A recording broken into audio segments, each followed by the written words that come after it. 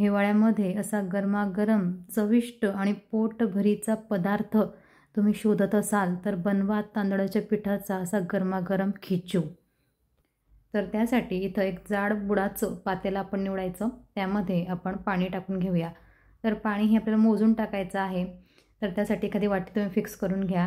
तर या वाटीच्या मापाने मी 3 वाट्या पाणी घेतलेलं आहे। पाण्यामध्ये आता आपण काही मसाले टाकून घेऊया। अर्धा चमचा इथं जिरं टाकलं आहे, अर्धा चमचा ओवा, नंतर पाव चमचा यामध्ये हिंग टाकायचा।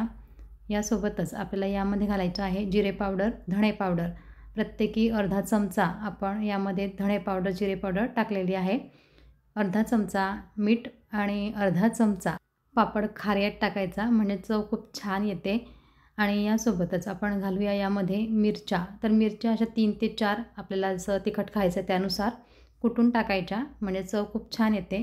हिरवीगार कोथिंबीर टाकायची आणि आता हे सगळे जिन्नस व्यवस्थित आपण मिक्स करून घ्यायचे। पाण्यामध्ये मसाले छानपैकी उकळून एकजीवपणा यायला हवा, यासाठी 1 ते 2 मोठ्या उकळ्या याला येऊ द्यायच्या, म्हणजे साधारण 5 ते 6 मिनटं छान उकळल्यावर यामध्ये आपल्याला तांदळाचं पीठ टाकायचं आहे।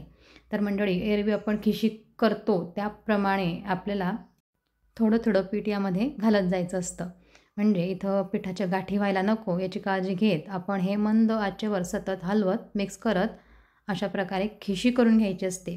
आपण मराठीमध्ये याला खिशी म्हणतो, गुजरातीमध्ये खिचू म्हणतात। पदार्थाला काही एक नाव द्या, पण चवीला इतका भन्नाट लागतो ना, तुम्ही एकदा नक्कीच ट्राय करा।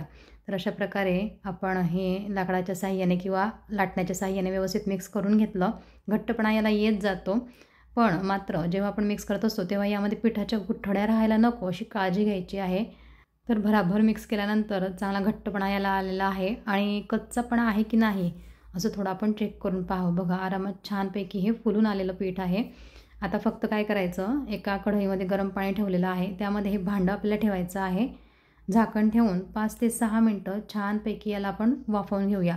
वाफवल्यामुळे कसं आहे, यामध्ये थोडा जर कच्चापणा राहिला किंवा पीठ राहिलं तर ते छानपैकी शिजून जातं आणि अशी गरमागरम आपली खिशी तयार होते।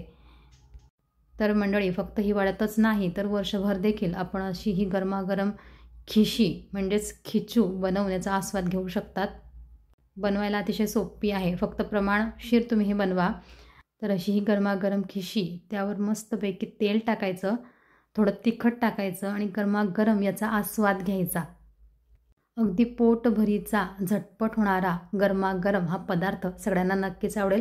तुम्हाला आवडला ना तर पटकन व्हिडिओला लाईक करा, शेअर करा ही रेसिपी आणि कमेंट्समध्ये तुमच्या प्रतिक्रिया कळवा व RR कुकिंग मराठी चॅनलला सबस्क्राईब नक्की करा।